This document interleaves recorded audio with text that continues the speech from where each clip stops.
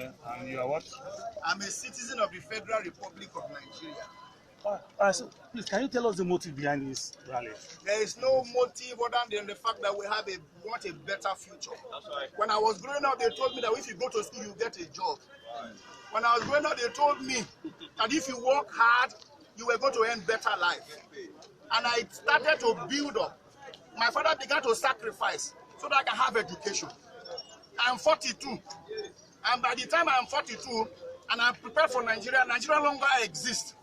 No longer exists because not because there's no money, but because people have redefined democracy. Democracy used to be a government of the people, by the people, for the people. But the Nigerian system, the bourgeois and those who have held power, have now told us that democracy is a government of the rich, by the rich, to make laws for the poor to suffer. So the motive is clear. The motive is that we must participate in government. The motive is that the people who are here, the power in the people is more than the people who are in power. So we must let our voices be heard. The motive is the fact that rice must be available to the common man. The motive is the fact that when I live here today, I must eat a bar and not force myself to compulsory fasting. The motive is the fact that if I finish education, I should have a job. The motive is the fact that if I cough, I should be able to run to a hospital. The motive, you can look up there, we have a dilapidated structure.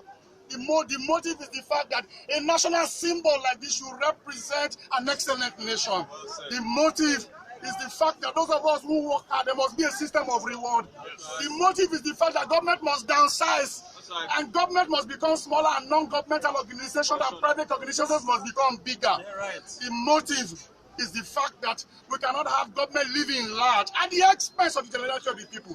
The motive, sir, is the fact that there must not be a difference between those who are in government and those who are being governed. Once there's a difference, it means government has failed in its responsibility. The motive is to call government to is primary responsibility, that he has a responsibility to do the greatest good for the greatest number of people within the shortest possible time. It is almost 2 years now, and we are still rigmaroling within the very